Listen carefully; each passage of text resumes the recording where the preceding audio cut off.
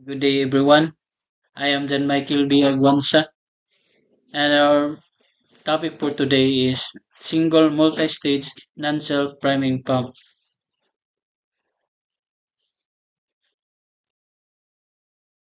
So, what is non-self priming pumps?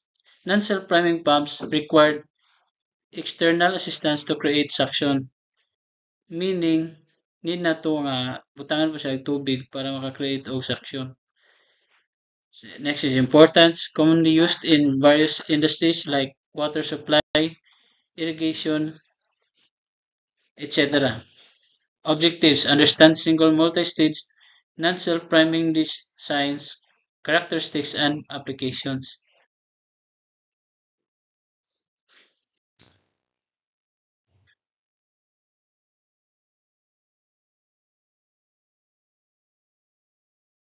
So the first stage of non-self-priming is the single-stage non-self-priming. Definition: one impeller, single suction point. Meaning isa lang yung impeller o isa lang ang yung suction point. Next is the characteristics. First is low to medium flow rate, low to medium head pressures, and simple design and easy maintenance. Application: apply sa water supply systems o irrigation systems.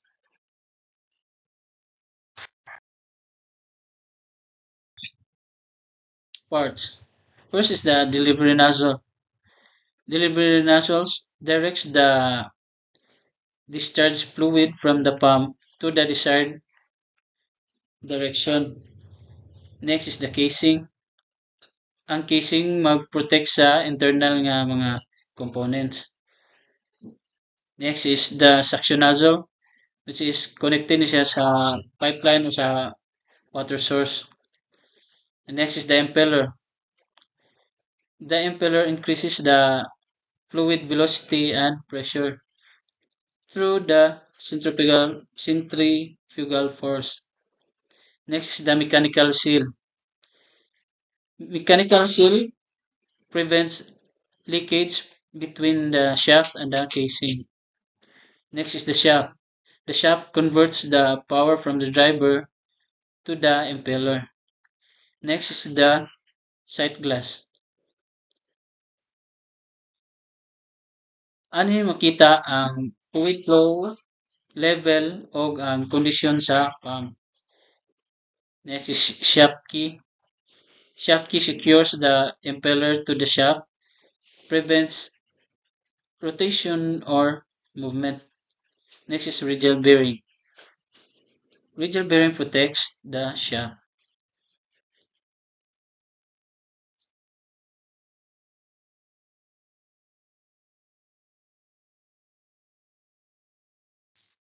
Next is the advantages and disadvantages.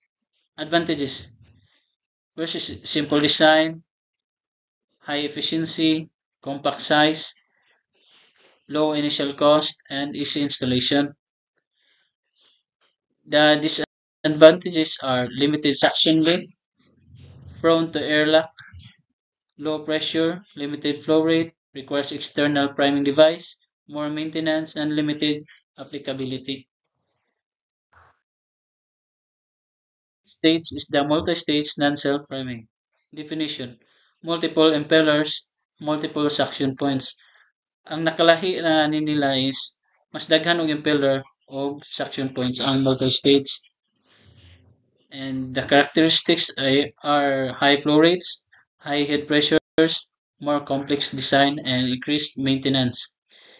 Application: ma-apply siya sa mga large-scale industrial processes o high-pressure water supply systems.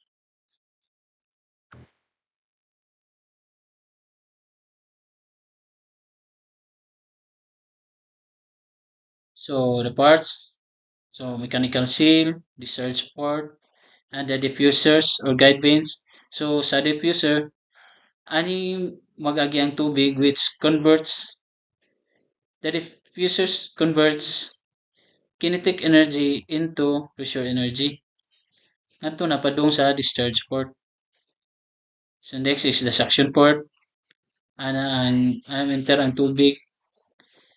Next is the wearings. Ang wearings, mao na siya ang mag-protect sa impeller. Next is the pump casing, the impellers og ang shaft.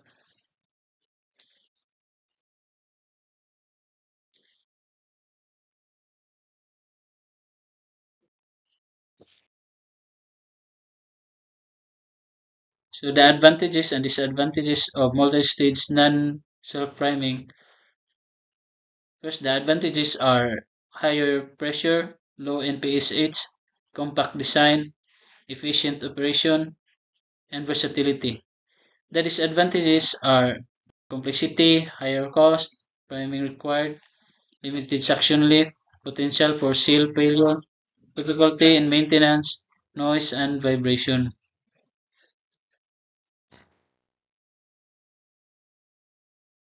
Conclusion. Single-stage non-self-priming pumps offers efficient solution considering flow rate, head pressure, and application.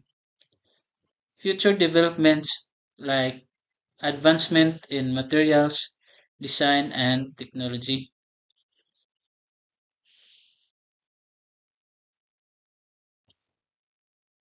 That's all.